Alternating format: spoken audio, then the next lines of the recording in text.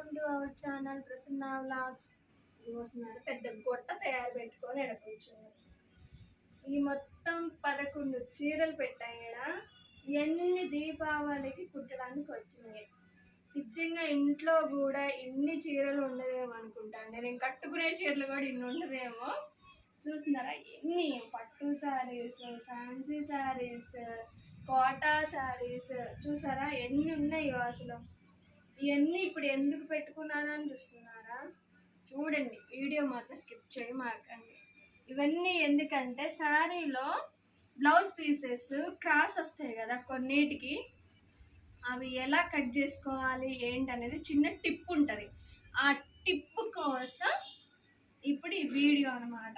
చూస్తున్నారు కదా, ఇలా క్రాస్ ఉంది. ఇది ఎంత క్రాస్ ఉందో చూడండి. క్రాస్ కింద పెడతా చూడండి ఒకసారి. ఈ క్రాస్ అనేది ఇప్పుడు ఎలా తీసుకోవాలి ఏంటనేది వీడియో అనమాట. బ్లౌజ్ పీసే ఇంత క్రాస్ ఇస్తే వాళ్ళకి వేసేటప్పుడు కూడా బ్లౌజ్ ఎంత క్రాస్ వచ్చింది ఏంటి అనేది కూడా వాళ్ళకి తెలియాలి. ఇప్పుడు బ్లౌజ్ కుట్టించుకునే వాళ్ళకి కూడా తెలియాలండి. కొన్ని ఇంత క్రాస్ ఇస్తే ఇప్పుడు ఇంత క్రాస్ వచ్చింది అంటే ఇప్పుడు ఈ బ్లౌజ్ ఎట్లా సరిపోద్ది వాళ్ళకి? కొంచెం లావుగున్నోళ్ళు పక్కగున్నోళ్ళ కంటే సరిపోతుంది. లావుగున్నోళ్ళకి ముక్క ఎట్లా సరిపోద్ది? క్రాస్ తీస్తే ఇది క్రాస్ బెల్ట్ వేయటమో లేకపోతే చంక భాగంలోనే ఎక్కడన్నా వచ్చింది అనుకోండి, ఇది ఎందుకు పెట్టినవు, ఈ ఫ్లవర్స్ ఎందుకు వచ్చింది, అతుకు ముక్కలాగుంది అది ఇదని అంటారు. ఎలా అండి మరి? ఇలా మనం డిజైన్ చేసేది కాదుగా, ఇది పైనుంచి వచ్చేది. వాళ్ళు తెచ్చుకున్న శారీయే కదా, కానీ ఇలా వస్తాయి అనమాట. అండ్ ఇప్పుడు టిప్ వచ్చేసి ఏంటంటే, ఇప్పుడు ఇలా క్రాస్ వచ్చినప్పుడు దీన్ని ఎలా కట్ చేసుకోవాలి ఏంటి అనేది ఈరోజు వీడియో అనమాట. ఫస్ట్ ఆఫ్ ఆల్ ఇప్పుడు ఇలా ఒక స్ట్రైట్గా కొంచెం మనకి ఎక్కడి వరకు వచ్చిందో అక్కడ వరకు స్ట్రైట్గా ఇలా కట్ చేసుకోవాలి. ఇలా కట్ చేసుకున్న తర్వాతకి ఇక్కడ ఇట్లా దారాలు పోగులు వస్తాయి మనకి. ఇలా అడ్డంగా ఉండే పోగులు వస్తాయి అన్నమాట. పోగులు వచ్చినప్పుడు ఒక పోగును పట్టుకొని ఇలా పోగు ఉంటుంది కదా, ఇలా ఒకటో రెండో పోగులను పట్టుకొని సింపుల్గా ఇలా లాగాలి. చూస్తున్నారు కదా, ఇలా లాగితే ఇక్కడ అనేది ముడత వస్తుంది. ఇలా ఇక్కడ ఒక పోగులు వస్తాయి అన్నమాట. ఆ పోగులని లాక్కోవాలన్నమాట. దీన్ని ఇలా లాక్కుంటూ పోతే ఈ క్రాస్ అనేది ఇలా చూస్తున్నారు కదా.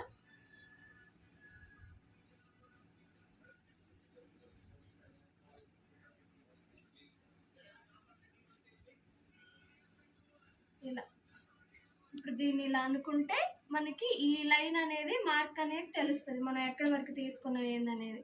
దీన్ని బట్టి ఇప్పుడు మనం కట్ చేసుకోవాలన్నమాట. ఇలా ఈ పీసు పోతే మనకి తెలుస్తుంది ఎంత క్రాస్ వచ్చిందో. ఇప్పుడు మీకు లైవ్లో చూపిస్తా.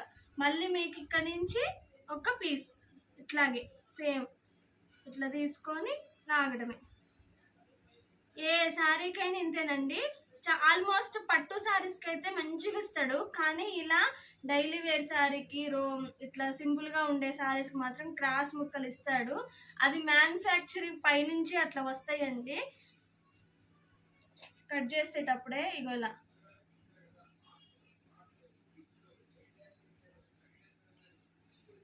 ఇలా కట్ చేసేసుకోవాలి. తీసుకోవాలి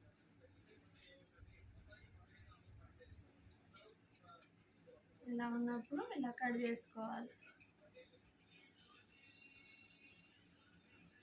ఇలా కట్ చేసుకోవడం వల్ల ఈ బ్లౌజ్ పీస్ చూడండి ఎంత క్రాస్ వచ్చిందో.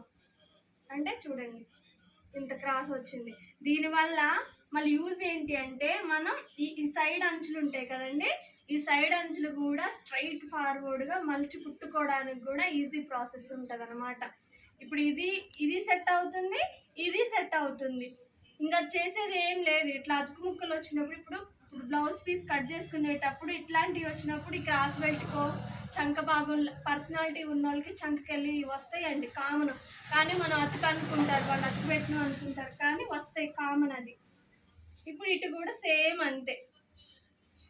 అంచు చీరలకి తప్ప కోటా శారీస్కి కానీ కాటన్ శారీస్కి కానీ మిగతా ఇట్లాంటి డైలీ వేర్ శారీస్కి కానీ క్రాస్ ముక్కతో వస్తుంది. ఓన్లీ ఇట్లాంటి పట్టు చీరలు పట్టు టైప్లో వాటికి స్ట్రైట్ ఫార్వర్డ్ అనేది వస్తుంది అనమాట. వీటన్నిటికీ క్రాస్ పీస్ వస్తుంది. ఇదా దారం తీసుకొని కట్ చేసేసుకుంటే ఈజీగా ఉంటుంది. Thank you. Bye bye.